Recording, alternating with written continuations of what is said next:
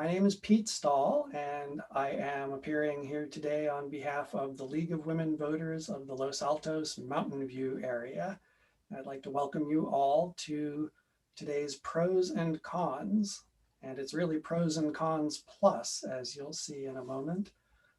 We are going to be going over the ballot propositions and also a fair amount about the mechanics of voting, because this year voting is a little bit different. So away we go.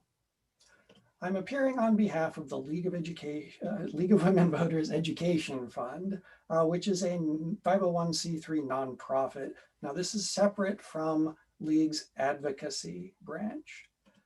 League of Women Voters Education Fund is nonpartisan and educational. We have a mission to build citizen participation, and we study key community issues at all government levels in an unbiased manner in order to help inform you, the electorate. As I said earlier, it's separate from the advocacy arm. The advocacy arm does take positions on these ballot measures. I will not be talking about the advocacy arm's positions today. I'm simply going to be laying out the issues and letting you decide. The agenda for today, we'll be talking about voters' choice, which is new this year. I will give you some helpful online resources if you want to dig deeper into any of the issues. I will talk briefly about which candidates are running for office in our area. This area covers Mountain View, Los Altos, and Los Altos Hills. And then finally, we'll get to the heart of the presentation, the statewide and local propositions. Ground rules for today. I will give a description of each measure, and then I will give you arguments for and against, pro and con, hence the title of today's shindig. I will do my best to hide my own opinion. You should know that I actually hold strong opinions on many of these ballot propositions. If I do my job right today, you won't know what those positions are. So we will see how I do as the propositions go. The basic idea here is for me to lay out the issues, give you some reasons you might vote yes or reasons you might vote no. You get to decide what makes sense to you. Let me talk a little bit about voters' choice because it will have an impact on how you vote, the mechanics of voting. It's new this year in Santa Clara County, so those of you who voted in March in the primary already have some experience with it. There are no longer any neighborhood polling places. It might be that in the past you voted at a local school or church or fire station. Those are no longer there. Instead, you can vote in person at any vote center in the county. Now, you have to make sure that it's in the county. If you live, say, in Palo Alto, you cannot vote across the county line in Menlo Park. You have to vote any place in Santa Clara County. You can also vote by mail. After you receive your ballot, you fill it out, make sure you sign the envelope, and then you can pop it into any mailbox. You do not have to apply any postage. That is paid for by the county. You can also put it into an official ballot drop box, and I'll discuss where a few of those are, or you can go to these vote centers that I talked about earlier. Drop boxes are located in front of libraries in Mountain View at both of the main Los Altos branches in Sunnyvale, Palo Alto, and throughout the county. They're also located in front of City Hall and Town Hall in all three of our cities, Mountain View, Los Altos, and Los Altos Hills. They're located in front of Fire Station number 4 at the Computer History Museum, and there's one conveniently located in a parking lot of Foothill College, parking lot 8 at the student drop-off. And this is what these ballot drop-off boxes look like. They are white, they are big, they are metal, and they are very secure. Vote centers are places where you can drop off your ballot, and they are staffed. They take the place of your local neighborhood polling place.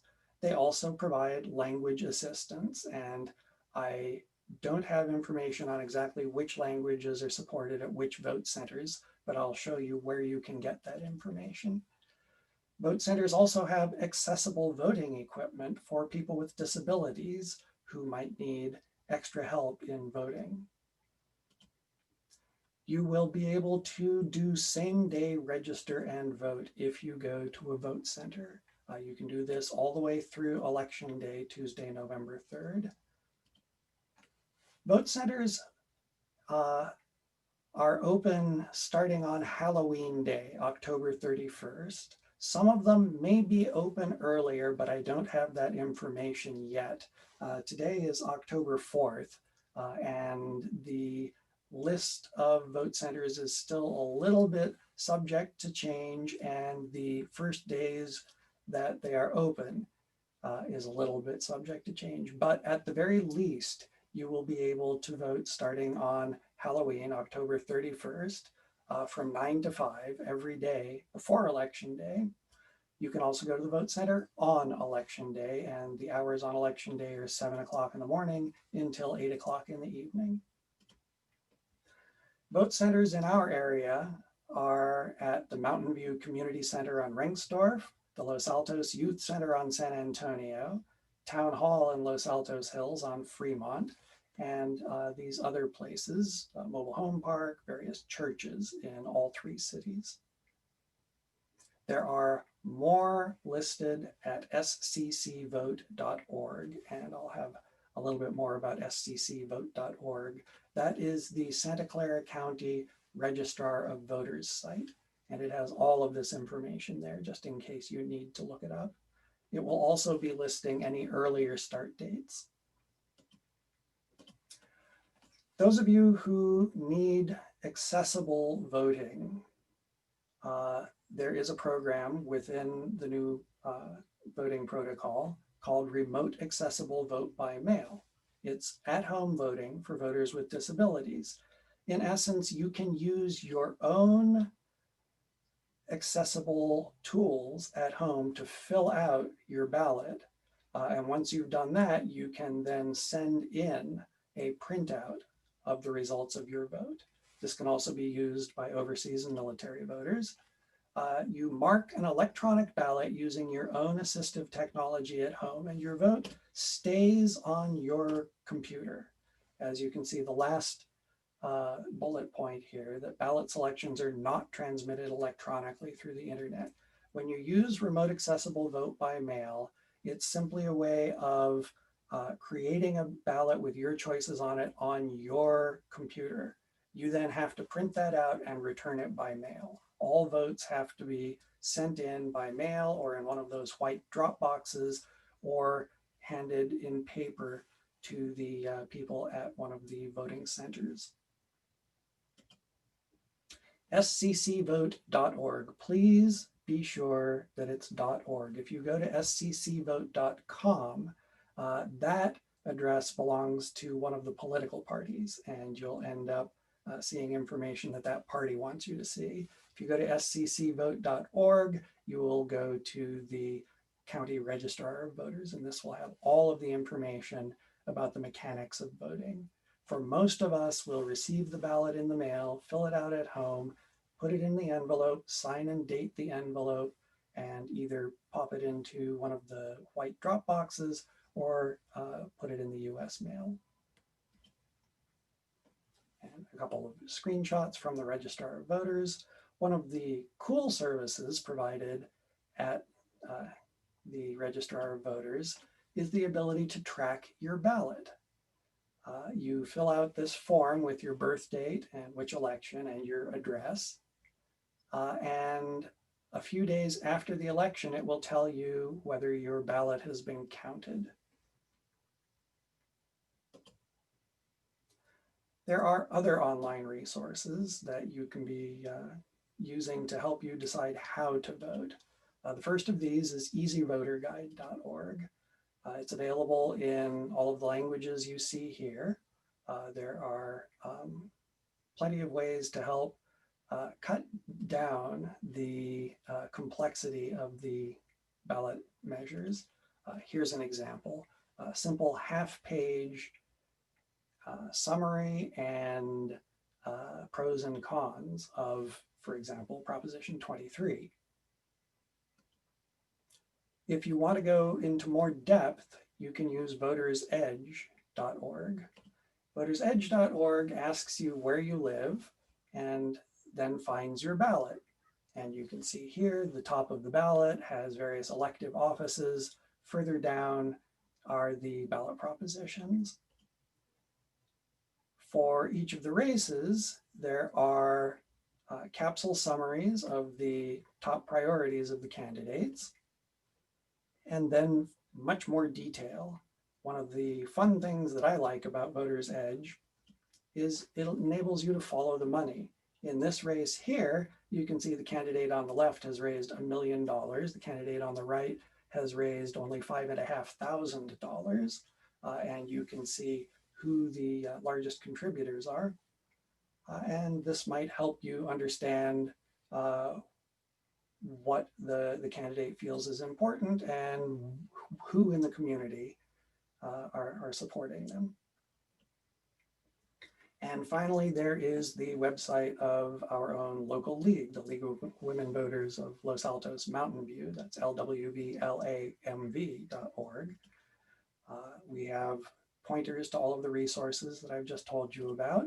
And we will also have pointers to the various local forums. Here's a local forum from a couple of years ago. You can tell because people are maskless and sitting next to each other. But we do have Zoom editions of candidates forums for almost all of the local contests that I will tell you about in a moment. So to the ballot.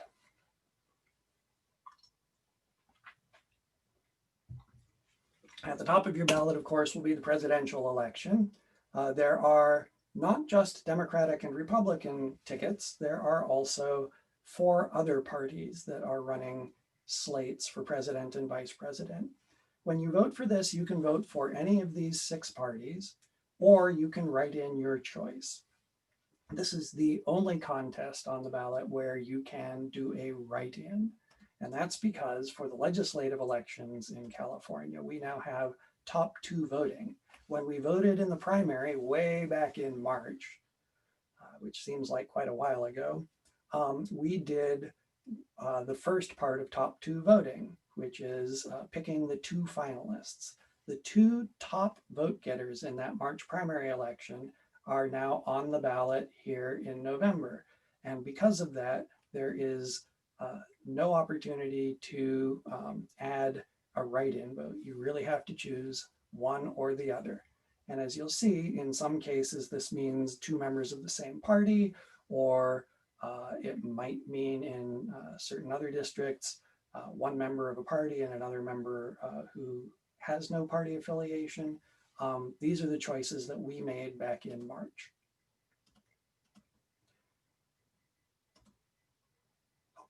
And I forgot the slide that explains exactly that, so here it is.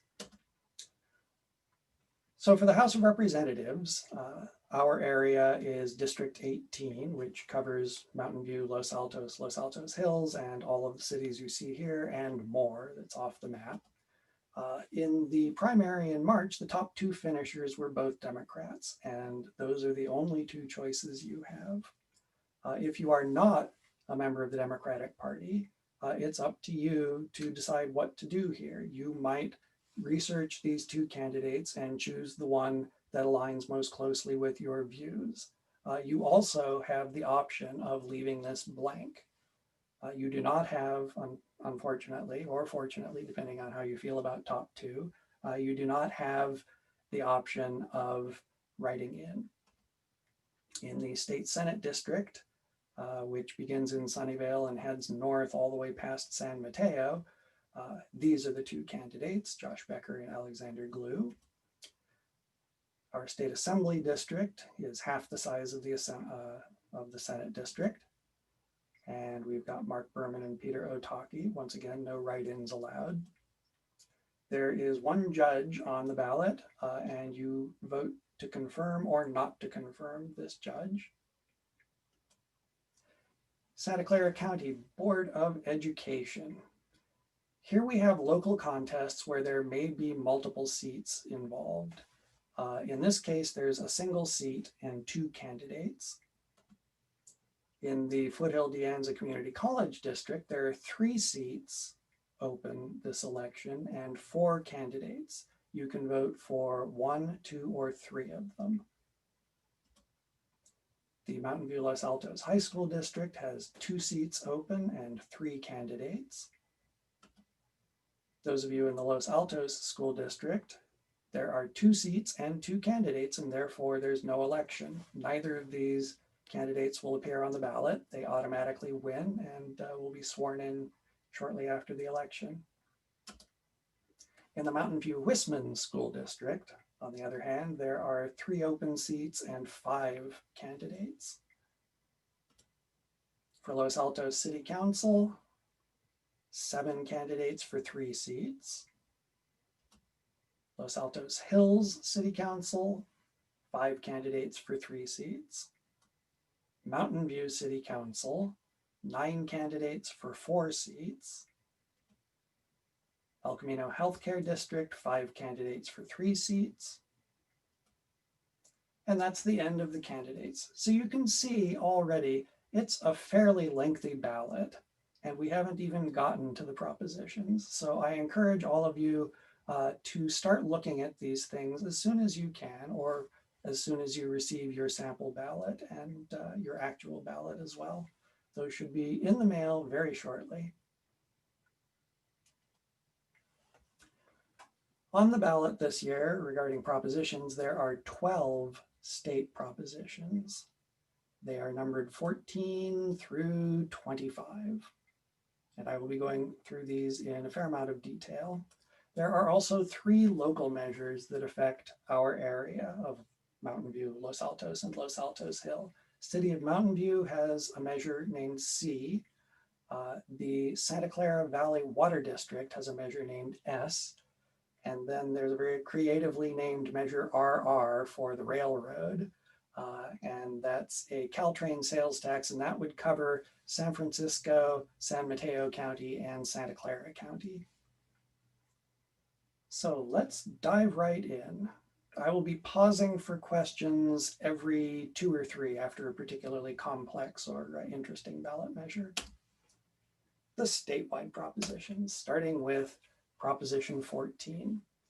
Proposition 14 renews bonds for stem cell research. Those of you with good memories will remember back in 2004, there was a bond measure that passed for stem cell research. It founded a new agency in California to do research involving embryonic stem cells. In the interim, they have spent all of their bond funding. They have built regenerative medicine institutes at University of California, at Stanford, at USC, and they have funded the construction of such labs at various private biotech companies as well. And because they have run out of the funding, they have come back to voters asking for more money. This would be $5.5 billion. The $5.5 billion would be repaid from the general fund. Now, the general fund is where your state income taxes go, and it is where lots of other various state fees and so forth go. It's the state's primary budget, and it tends to hover somewhere in the $110 to $120 billion per year range. 40% of the general fund approximately is pledged to supporting schools. So that's what the general fund is. If Proposition 14 passes, the general fund will incur a commitment to pay about $250 million to retire these bonds for roughly the next 30 years. The money will fund continued research using stem cells for medical treatments. $1.5 billion of the $5.5 billion is reserved for research into neurological diseases of the brain, Alzheimer's, Parkinson's, and others. As I said earlier, the previous bond passed 16 years ago. So why might you vote in favor of Proposition 14? Arguments in favor. Prop 14 is needed to help fight serious diseases, including cancer, diabetes, and neurological disorders. The federal funding is unreliable, and what this refers to is back in 2004, the presidential administration at the time restricted funding of research into embryonic stem cells. Now, that restriction was lifted when the next administration came along in 2009, and the current administration has not placed those restrictions back on the research, but there are they've done things in that direction, and there are indications that it might be coming, depending on what happens in the fall election. And finally, you might vote in favor of Prop 14 if you want to use the money to create jobs, and the construction of these laboratories and the research there has created, it is claimed, on the order of 10,000 jobs. Reasons to vote against Proposition 14.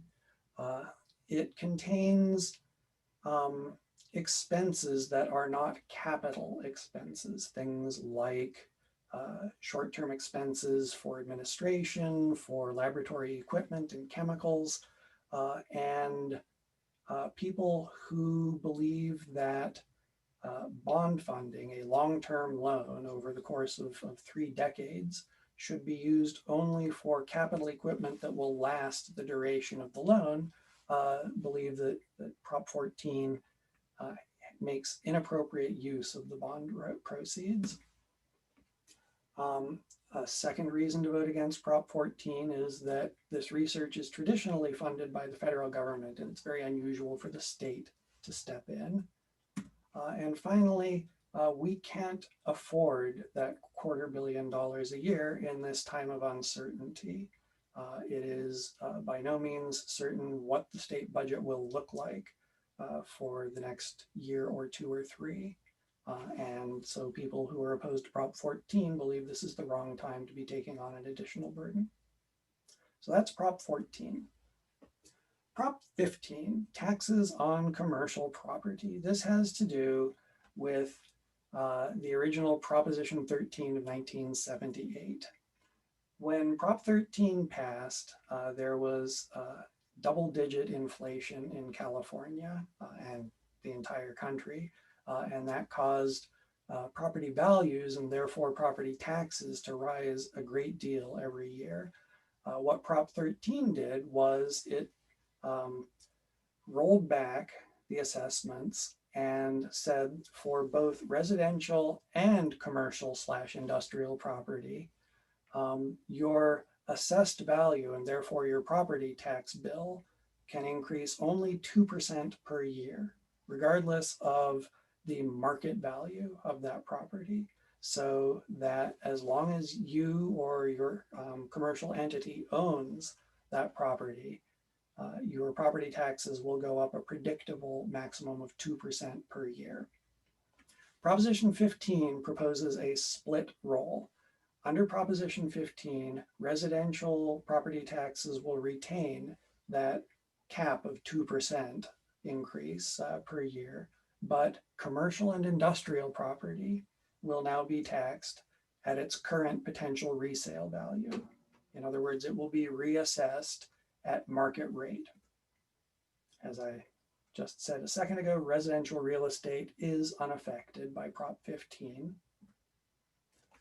Prop 15 hopes to exclude small businesses by providing an exception to this reassessment if the business owns less than $3 million worth of commercial and industrial property.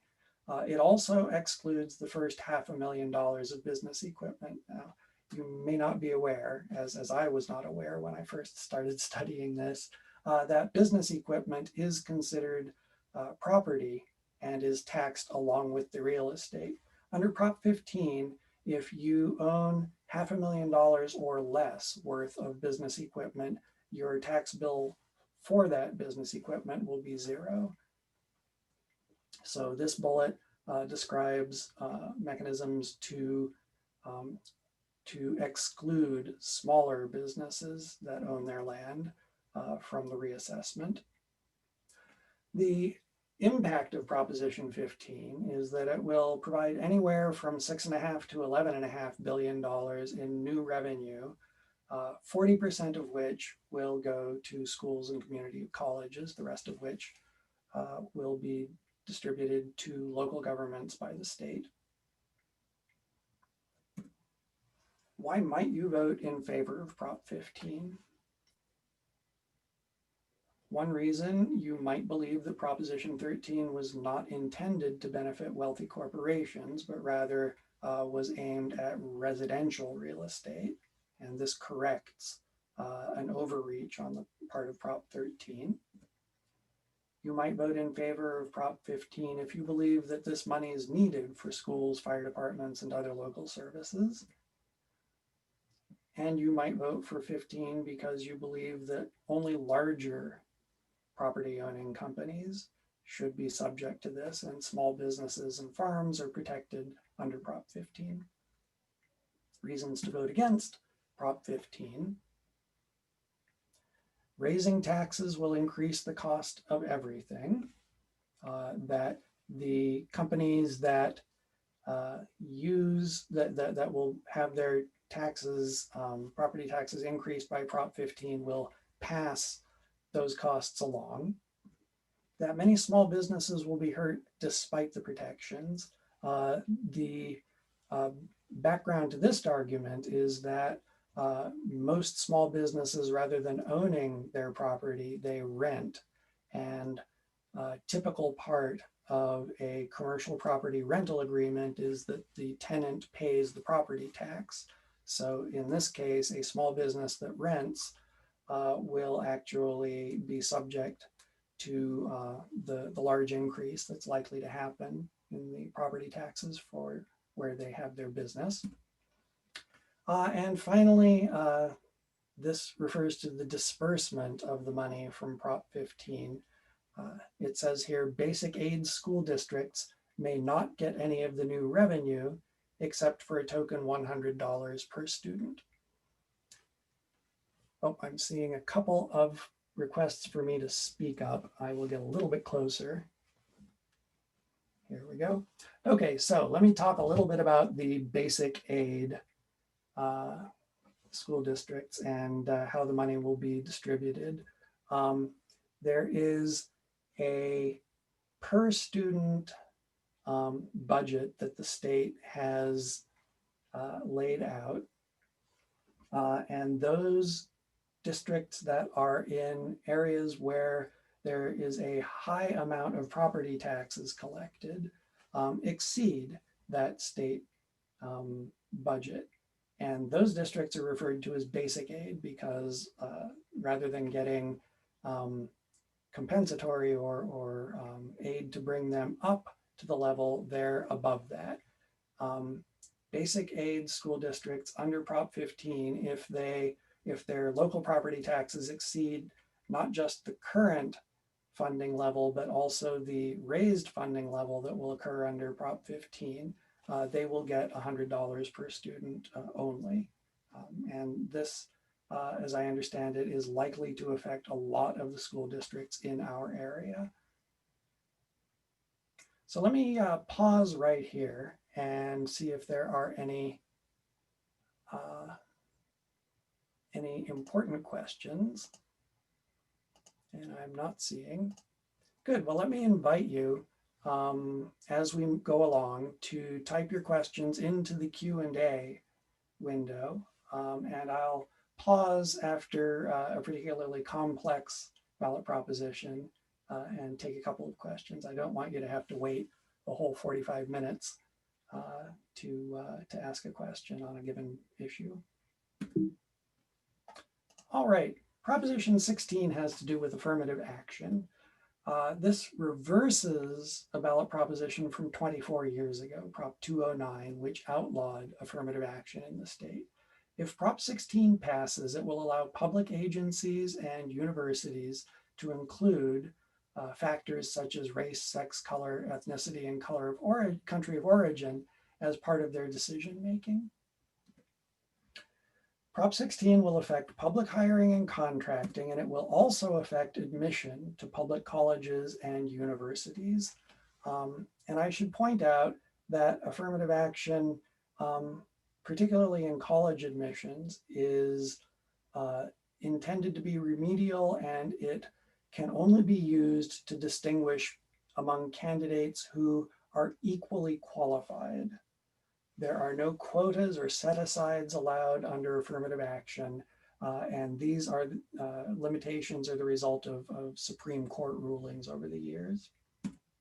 You might vote in favor of Proposition 16 if you believe that we need to enable a necessary remedy for centuries of discrimination against women and people of color. If you believe that this is a concrete step that voters can take to support social justice. And if you believe that Prop 16 will not disadvantage Asian Americans in college admissions. There's a fair amount of controversy over whether this will be the case. And I will leave that at that. Reasons to vote against Proposition 16.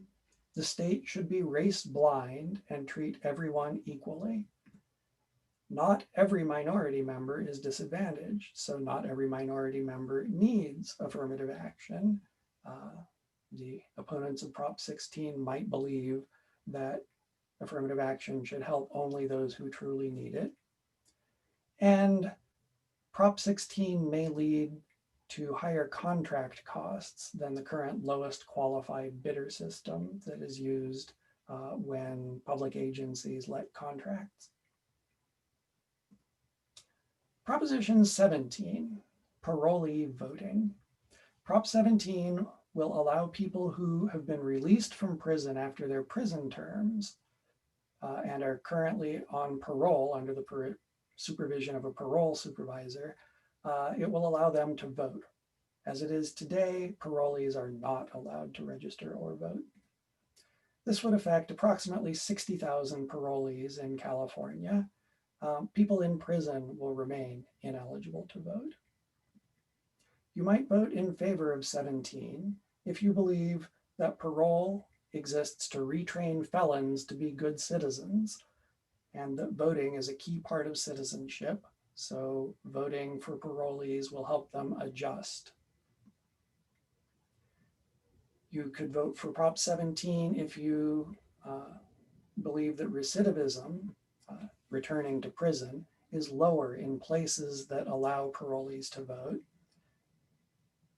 And if you have seen that other states, such as Utah, Indiana, North Dakota, allow parolees to vote, yet California does not, and you want to bring California into line with those other states.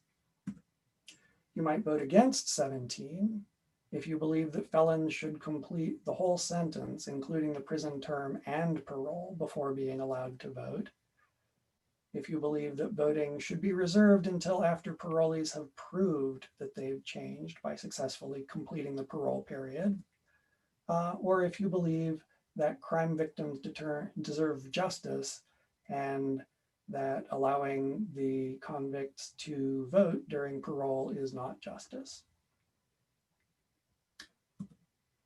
And Proposition 18 will allow 17-year-olds who are not quite 18 yet to vote in primary elections.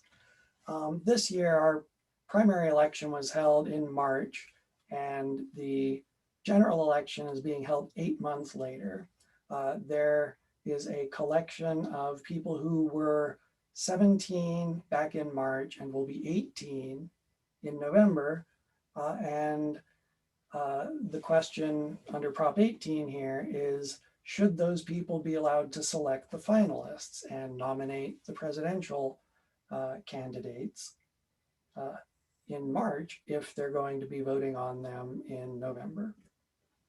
This would make somewhere between 250 to 400,000 people eligible, depending on whether the primary is in June, which is just 5 months before the election, or March, 8 months. Realistically, though, this might add 65,000 votes to a primary. And this is because only half, roughly, of the people who are eligible to vote register, and only a portion of those vote in a primary election. So ultimately, this will add up to roughly a 1% increase in the amount of voters. You might vote in favor of 18 if you believe that anyone who can vote in a general election should vote in the nominating contest for that election. And that allowing 17-year-olds to vote in primary elections will increase voter interest and participation. You could vote against 18 if you feel that 17-year-olds are not legally adults and won't take elections seriously, and that their high school teachers and counselors will be able to influence how these students vote. Good, and I do see a question here asking whether I will address who supports and opposes the various ballot measures. That is something that I would ask you to visit the online resources to find. In particular, Voters Edge shows who's providing the main funding for all of these things. I'm here to describe the issues, and it's been said many times that once these ballot propositions pass, they are no longer the property of the sponsors. And so really it's up to the voters to understand the impact apart from who's pushing them. Proposition 19 has to do with property taxes for older home buyers. Under Prop 19, it will allow certain homeowners to transfer their property tax base to a replacement residence. Now, what does that mean? That means, going back to Prop 13 from 1978, your home has both a market value and an assessed value. The assessed value was set when you purchased it and has been ratcheting up very slowly at 2% a year. The market rate might be double or triple or higher the assessed rate. When you sell your house and purchase a new one, under ordinary circumstances, your property tax is now based on the purchase price of your new home. Under Proposition 19, you'd be able to transfer your property tax base, in other words, the assessed value, to your replacement residence of any value. Under current law, this applies to homeowners who are 55 or older, who are disabled, or who are the victims of a natural disaster or contamination. Under Prop 19, they can go any place in the state. Under current law, they have to do it within the county or within a collection of 10 counties that have reciprocal agreements with each other. Under current law, you can do it only once. Under Prop 19, up to 3 times. And the probably the key provision of Prop 19, under current law, you can take this property tax base to a new home of equal or lesser value. In other words, you can do it only when you are, so to speak, downsizing. Under Prop 19, you'd be able to take that property tax base, transfer it to a residence of any value. The amount of the new residence that matches the amount of your old residence will be taxed at the same rate you were paying on the old residence, and the difference will be reassessed. So you'll pay the same amount of tax on that you're paying on your current place, plus any increased value. And I hope that's clear. If it isn't, please refer to the ballot pamphlet or Voters Edge or Easy Voter Guide. They can explain it a bit more clearly. Now, Prop 19 will result in a net decrease in property tax revenue over the years for local governments. To compensate, Prop 19 increases reassessments for inherited homes and farms. There will be a $1 million exemption, and any homes or farms that are valued at more than $1 million, the amount above $1 million will be reassessed at the time of inheritance. In addition, to claim the $1 million exemption, the person who inherited the home must live in it. Under current law, inherited second homes and businesses are not reassessed upon inheritance. Under Proposition 19, they will be. Arguments in favor of 19. Fire victims should not be penalized further by paying higher property taxes on their replacement homes, should they be of higher value than the home that they're replacing. Empty nesters will downsize, allowing younger families to move in. And actually, I might change this to say that empty nesters will move at all to either higher or lower valued properties anywhere in the state. And you might be in favor of 19 if you want to close the loopholes for inheritors of mansions. This refers to the phenomenon that you see occasionally of someone who inherits a mansion with very low property taxes, rents it out for a very high monthly rental, but lives someplace else. It becomes, in essence, a business with a property tax exemption. You might vote against 19 if you believe that it will take away two protections that families have relating to inheritance, and that it may force some to sell property that has been in their family for generations. You may vote against 19 if you believe that it amounts to a $1 billion tax increase and you're against tax increases in general. And you might vote against 19 if you see this as an attempt by the real estate industry to increase property sales. The people who believe this argument against 19 point out that the real estate industry does collect commissions on sales of property. They do not collect commissions on inheritance. So that's Prop 19. Let's move on to Prop 20. Prop 20 will make it harder for felons to qualify for parole after serving the term for their primary offense. It will do this by imposing new restrictions on the parole process. It will also reclassify as violent for the purposes of parole such crimes as robbery, extortion, and elder abuse. Those are currently not considered violent for the purposes of determining parole. Prop 20 will also create a new felony of serial theft or serial shoplifting, which is one of these misdemeanors repeated 3 or more times. And also under Prop 20, DNA can be collected from certain misdemeanor convicts. Right now, you have to be convicted of a felony to have DNA collected. Arguments in favor of 20. It will prevent violent criminals from getting out of prison too early. Habitual petty criminals should be treated as felons.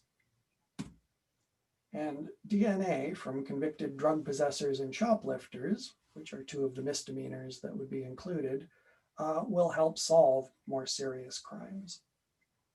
Arguments against 20. It will keep more people in prison longer when we should be reducing prison terms, not extending them. It overturns voter decisions from recent elections. I should point out here that portions of Prop 20 essentially roll back provisions that were in a pair of propositions from 2016 and I believe 2012. The most recent of those would have been Proposition 57. And Proposition 20 wastes millions of dollars on prisons that should be spent on healthcare, education, and housing. This refers to the fact that Prop 20 will have the net effect of increasing prison populations above what they would be should Prop 20 fail. Proposition 21. This requires a little bit of background. Currently, there are about 15 or 20 cities and 1 county in California that have local rent control. And those local rent control ordinances are subject to limitations under what's known as the Costa-Hawkins Act of 1995. And those said that local rent control can apply to buildings that were built in 1995 and earlier, or in certain places, even before that. In Los Angeles City, I believe it's 1978, and in San Francisco, it's sometime in the 1980s.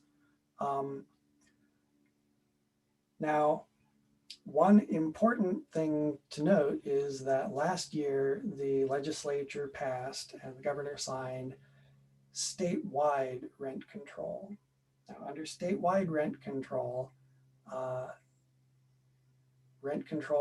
applies, limitations on rent increases apply to any rental property that's 15 years old. So you can see there's a 10-year gap here. Under Costa-Hawkins, the building has to be 25 years old, 1995 or earlier. So Prop 21 would bring Costa-Hawkins into line with the new state law. It permits cities and counties to apply rent controls to housing 15 years old, and the 15 years old will march ahead with time. It will always be 15 years in the past. So 5 years from now, the base date could be or the construction date could be as late as 2010. Prop 21 will permit controls on single-family homes and condominiums. Currently under Costa-Hawkins, these are not allowed, but they are part of the statewide law. And the statewide law, I should point out, applies everywhere in the state except in those localities that do have local rent control. Local rent control does exist in Mountain View. It does not exist in Los Altos or Los Altos Hills. Prop 21 will permit limits on increases between tenant. This is known as vacancy control, and vacancy control is not allowed under Costa-Hawkins, but it will be allowed under Prop 21. Now, landlords are allowed to bump rent 15% for 3 years on units that are vacant, and this is in order to allow them to do renovations on the unit, painting, new carpet, appliances, that sort of thing. Now, this only applies to landlords with more than 2 units. So small landlords or someone that rents out a room in a house will not be affected by Prop 21. And overall, and this applies to both the old law and the new law, ordinances must allow a fair rate of return for landlords. So at any point, and this is something that exists today, a landlord can challenge rent control if they believe they are not being provided a fair rate of return. You might vote for Prop 21 if you believe that rent control helps families, seniors, and veterans stay in their homes, that Prop 21 guarantees that landlords can make a profit, and that the 15-year limit, instead of the hard 1995 or earlier, still gives developers enough time to collect market rate rents that constitutes a reward for building much needed housing. So in other words, people who support Prop 21 believe that the 15-year limit is sufficient incentive for developers to build new apartments and other new rental housing, because they will be able to collect market rate rent for at least the first 15 years. If you're against Prop 21, you believe that rent control discourages developers from building desperately needed housing. You believe that rent control laws delay apartment repairs and cause other unwanted behaviors by landlords, and that rent control can reduce home values up to 20%. This refers to Prop 21's provision that it will apply to single-family homes and condominiums. Under Costa-Hawkins, rent control cannot apply to single-family homes and condominiums. So if there are any rental single-family homes in your neighborhood, they will come under, they're currently renting for market rate. If Prop 21 passes, they could come under rent controls. And once again, Prop 21 does not force any local city council or board of supervisors to apply these new aspects of rent control.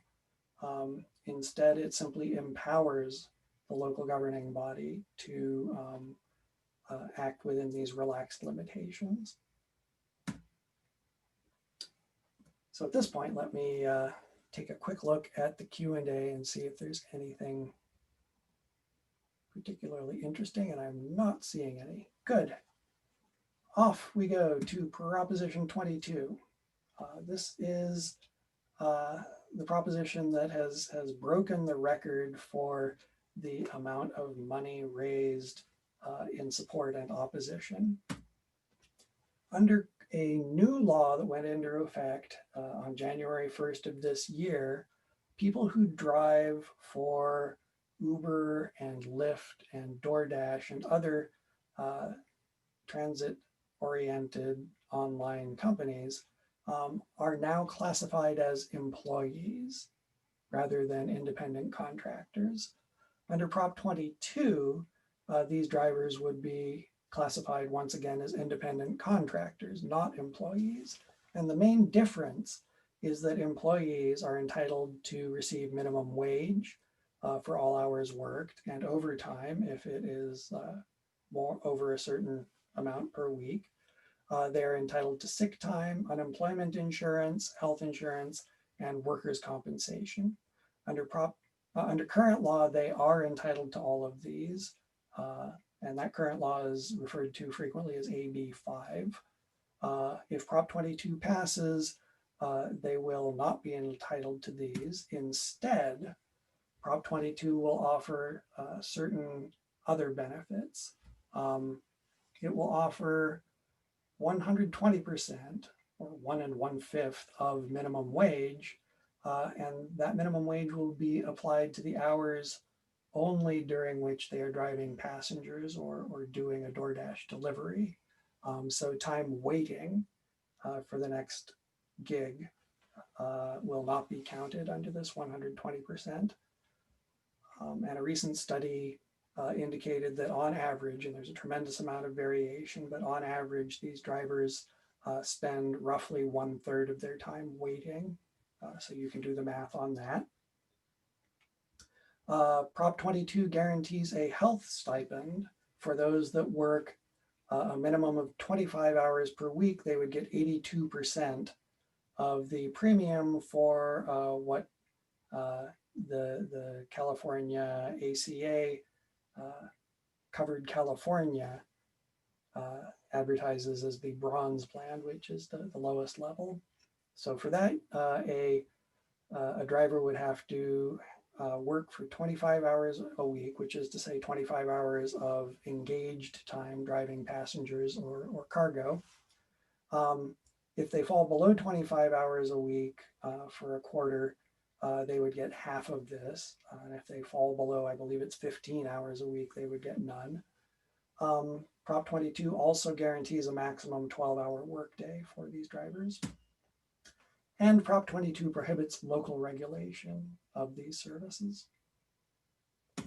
You might vote in favor of Prop 22 because you want drivers to have flexible schedules and you believe that they must be independent contractors rather than employees in order to get those flexible schedules.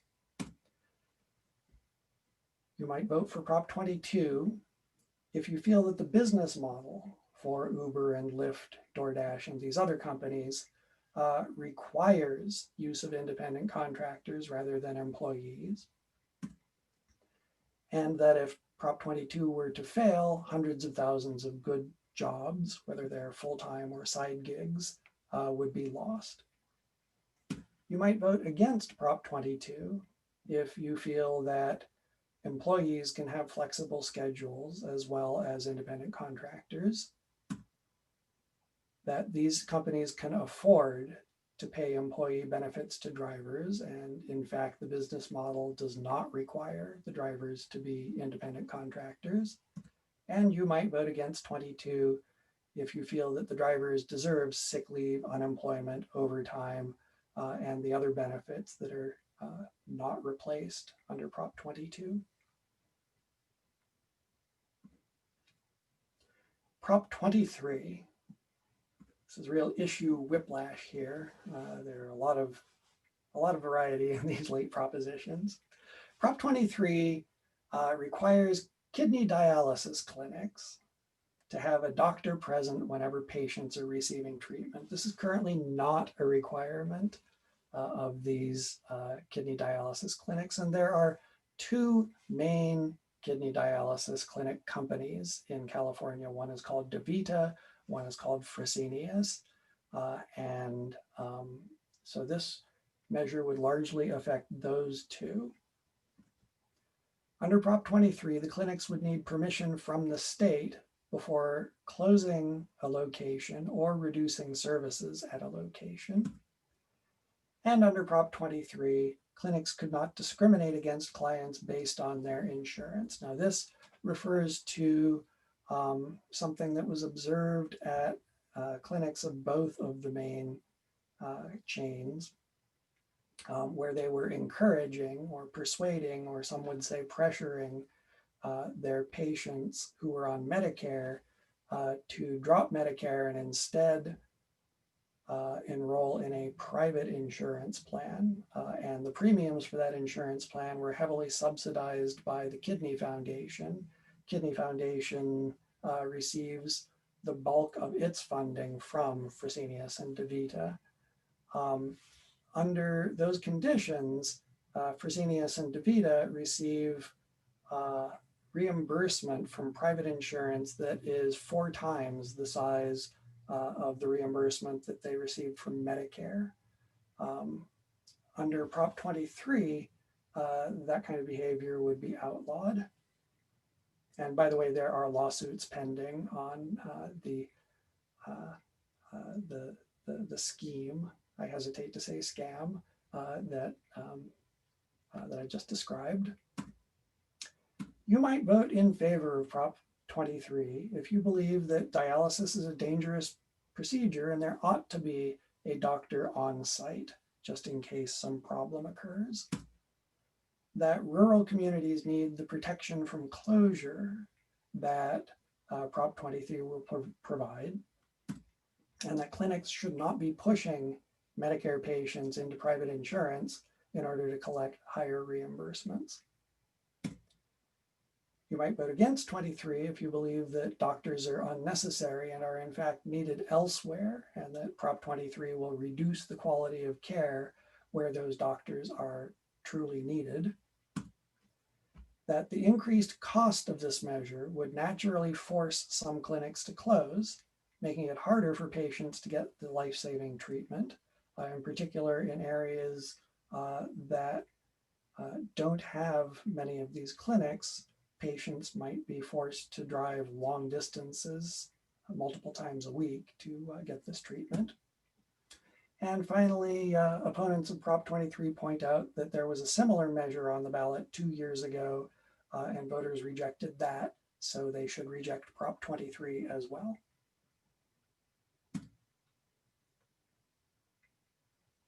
Oh, and finally, I should point out with Prop 23 that this issue of clinics pushing Medicare patients to private insurance, the legislature actually has also passed a bill that would do exactly this. So this part of Prop 23, it's fairly late breaking news. I apologize. I should put it in the slide deck.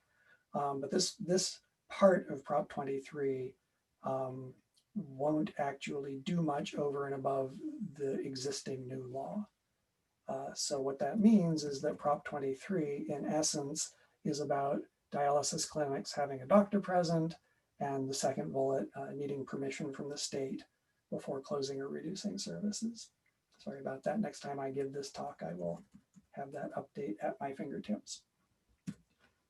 2 left.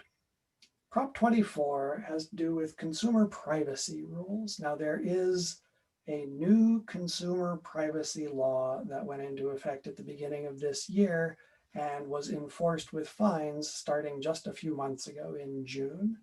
Prop 24 is very similar to the existing law.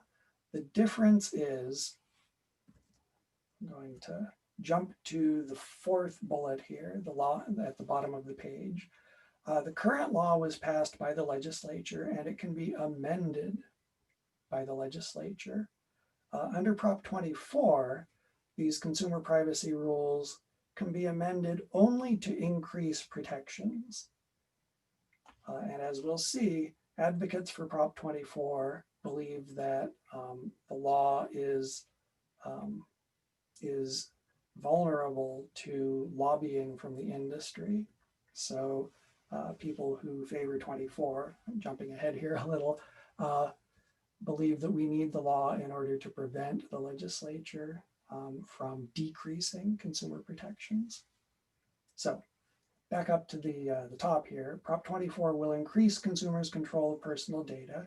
It has a few differences with current law. It will prevent companies from sharing sensitive personal information. Currently, they are prohibited from selling that data. Under Prop 24, they'll also be prohibited from sharing it. And this is sensitive information such as your location, your health data, any communications you have. Under Prop 24, if you ask a company to correct your personal data, it must happen as requested. Under Prop 24, there will be a new state agency to oversee privacy laws. Under the current law, this is left to the state attorney general. The state attorney general was quoted earlier this year as saying that this is a low priority with his office. And so only a handful of these are being prosecuted. And then the third big bullet, Prop 24, will create new fines for data breaches. Under the current law, companies have 30 days to correct whatever condition led to the data breach. And if the data breach is fixed within 30 days, they do not have to pay the fine. Under Prop 24, they will no longer be allowed to duck those fines. Prop 24 also will increase by a factor of 3 fines for misuse of data if the person involved is a minor. You might vote for Prop 24 if you feel we need to prevent companies from tracking everything we do online. If we believe we need to protect children by giving the state more power to go after violators. And if you believe that the state ought to have a new agency, an enforcement arm, to defend privacy rights. You might vote against Prop 24 if you feel that the new data privacy law that just went into effect needs some time before we modify it. We should see what works and what doesn't work and then amend it. You might vote against Prop 24, on the other hand, if you believe that it still gives too much power to the technology companies and doesn't go far enough. And you might believe that consumers shouldn't have to demand data protection, that it should be automatic. And this is the difference between opt-out and opt-in.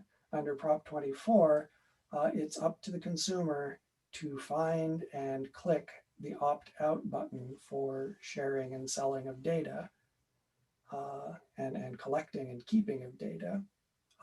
People who believe this last argument here believe that it should be an opt-in system, that no online company should be collecting and storing personal information unless they are explicitly given permission in an opt-in.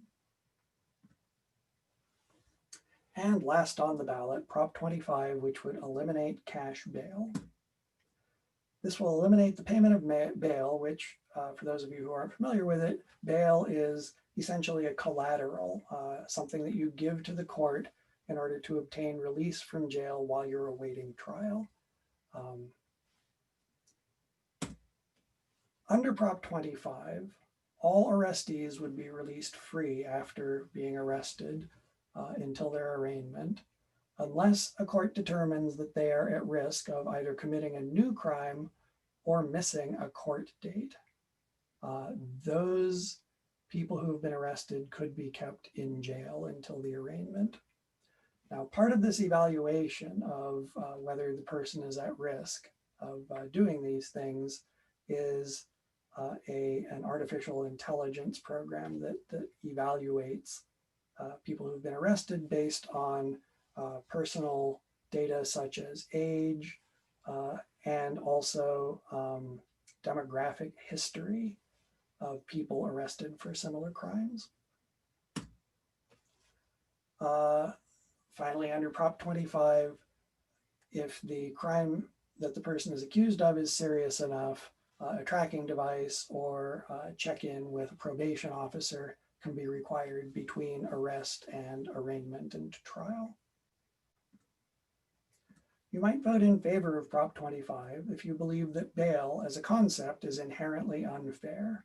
People who have the resources, the wealthy, can walk out of jail after being arrested, while the poor, who are unable to raise bail, must stay in jail until their arraignment.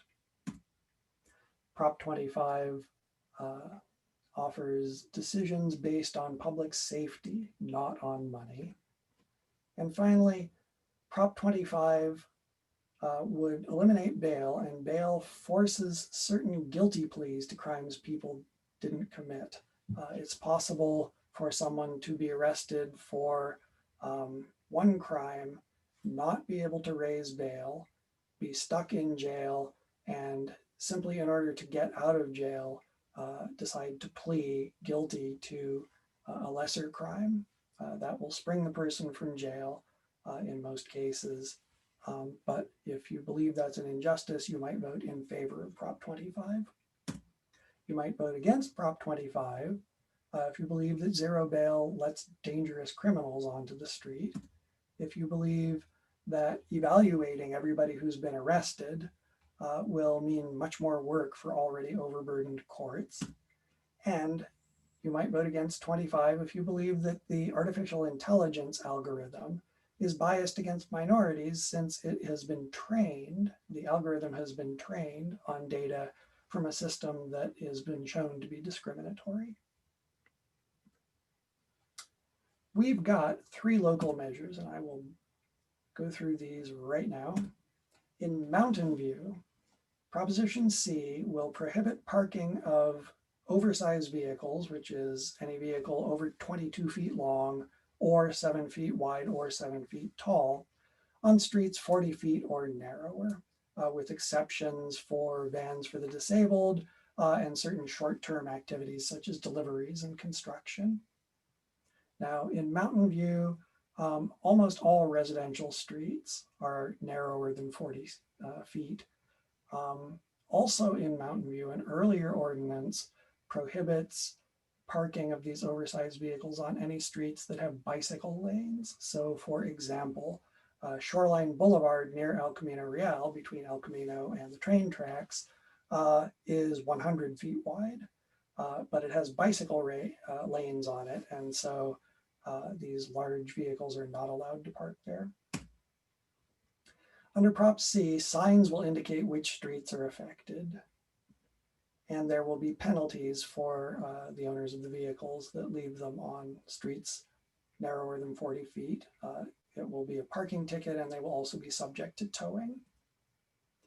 You might vote in favor of C if you believe that large vehicles on narrow streets pose a safety risk for bicyclists and others, that additional street sweeping, garbage pickup, sanitation services, and so forth are an undue cost on the city and therefore on taxpayers, that safe parking lots, which is a county program, have capacity for RV dwellers, and the RVs should park in these lots instead of on the street, and that more than half of RV dwellers have no previous Mountain View addresses. So in other words, these are people who are not already Mountain View residents, and they're moving to our city in order to take advantage. You might vote against Prop C if you believe that it prohibits RV parking nearly citywide, since streets with bike lanes are off limits and all other streets tend to be narrower than 40 feet. You might vote against C if you believe that RV leakage and waste are already addressed by existing city ordinances. If you believe that the Safe Parking Lots program is inadequate and offers only 60 of the 200 needed spaces, and that families in RVs are essential workers in our community and we need them to live nearby. Proposition S covers the Santa Clara Valley Water District. It's the continuation of an existing parcel tax. The current parcel tax of 0.6 of a cent per square foot currently runs through 2028.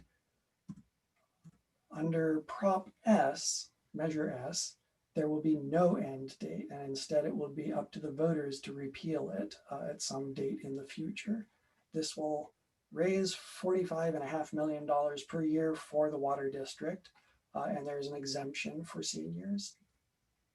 The kinds of projects that will be funded and are currently being funded by Measure S concern safe drinking water, flood protection, habitat restoration, and seismic improvements to the local dams.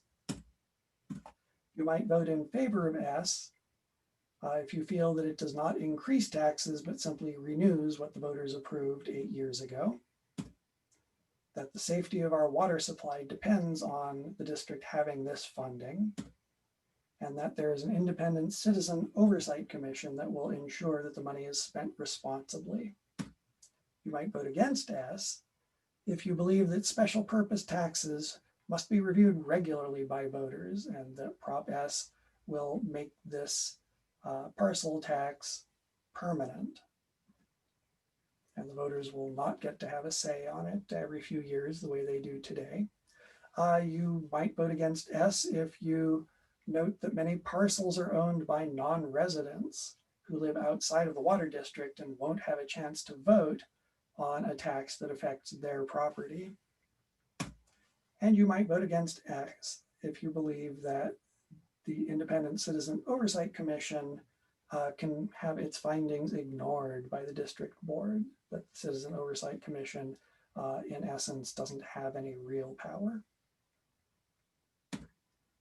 And finally, Measure RR, the railroad sales tax. This covers Santa Clara, San Mateo, and San Francisco, and it has to be approved by 2/3 of the voters across those 3 counties.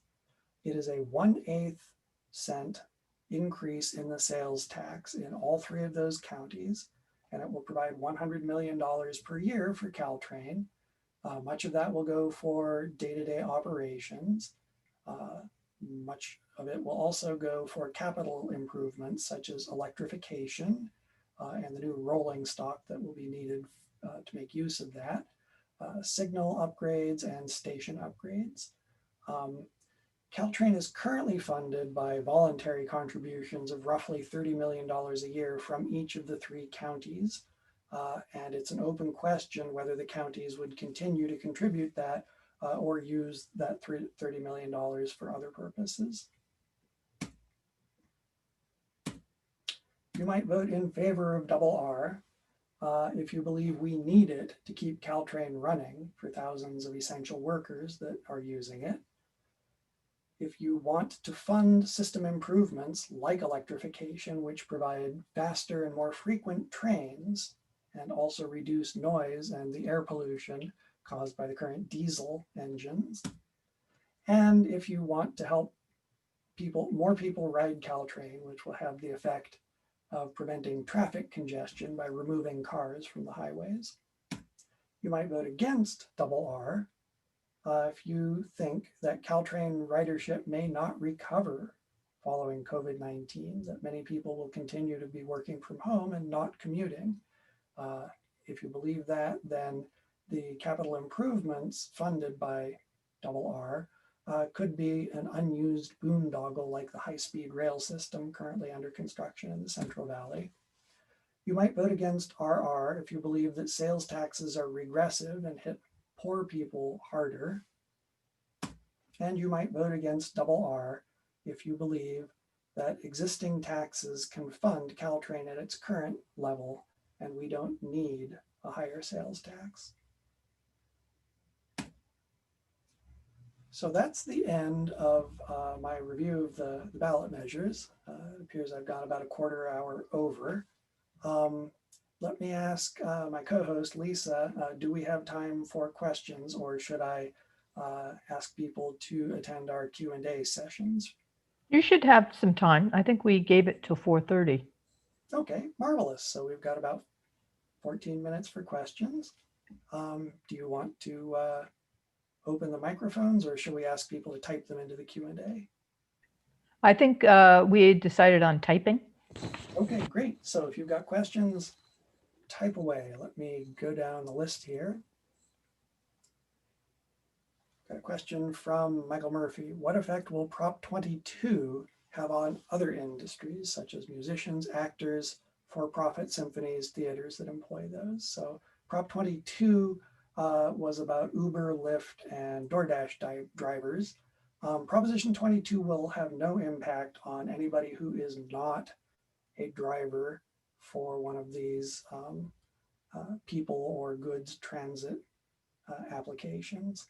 And those musicians, actors, symphonies, theaters, there is a brand new law, an adjustment to AB 5 that was just signed in September, a couple of weeks ago, really, that excludes freelance actors, musicians, photographers, journalists, and a few other categories from AB 5. So those people are already allowed to be independent contractors, and Prop 22 will not have any impact on that. Next, didn't we already have a dialysis proposition in the previous election? We did indeed. It was somewhat different. It had to do with, well, I won't go into it, but it was somewhat different, and it did not pass. And so the same organizations who sponsored that one are back with a new one. Please explain the opt-in and opt-out impact of Prop 24. My description was not very clear. Okay, I will try one more time. Under opt-out, the company may collect, store, and otherwise share your information unless you specifically tell them not to. And when you visit a website today, you will very frequently see a bar at the bottom of the page that says, we want you to be aware of your rights. Click on this link here and we'll tell you what they are and give you a chance to opt out. And if you do somehow navigate through and find the opt-out button, you can click it, and that company will not be allowed to store your information for any longer than it needs to do the transaction or to do what it needs to do for your relationship with that website. Under opt-in, the posture of the website is, we are not allowed to collect and store any of your information unless you tell us that you want us to do that. So you are opting in to allow the website to collect and store and potentially share and sell your information. So that's the difference between opt-out and opt-in. We currently have an opt-out system, and certain court decisions mean that having an opt-in law is an iffy proposition, so to speak. In all likelihood, an opt-in would be declared an unconstitutional limitation on free speech. Next, has the governor signed the dialysis law? I believe so, but don't quote me on that. I would have to look it up. All right, what is the argument with affirmative action regarding the Asian students? This is a deeply fraught issue. I can recommend a couple of resources. Hang on, let me look this up. At Columbia University, there is a professor named Jennifer Lee in the sociology department. And she has published a recent report based on a long-term study of various ethnicities under Proposition 209, which banned affirmative action. Her conclusion is that reversing Prop 209 will actually help and not harm Asian Americans in employment, promotions, and earnings, while having no effect on college admissions. There are people that disagree with that and believe that should we allow affirmative action, that it will have the net result of reducing Asian American representation at the University of California and Cal State University, because extra consideration will be given to equally qualified members of other minorities. So that's the argument. Those are the arguments regarding Asian Americans. All right.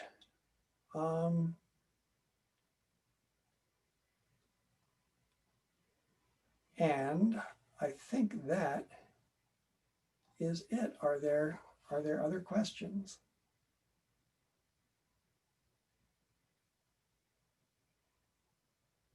Perhaps not. So let me mention that League will be having additional Q&A sessions. We've got, I believe, one more of these pros and cons that I will be giving, and I can tell you what those are. I'm gonna grab my calendar here. So we've got the pros and cons today on the 4th. There is an additional pros and cons on Tuesday the 13th, where I will be delivering essentially the same material. That's at 7 p.m. And then we will be having 3 question and answer sessions for people who have viewed these live or viewed the recordings. And those will be on Sunday the 18th at 3 p.m., same time as this. Wednesday the 21st at 7 p.m. And finally on Sunday the 25th of October at 3 p.m. And those will be interactive. And I will be here, and it's possible I will have some other experts with me to go over your questions about these ballot propositions. So please write down any questions that come up while you are going over your ballot materials. Once again, I urge you to use those online helper sites, the Voter's Edge and the Easy Voter Guide.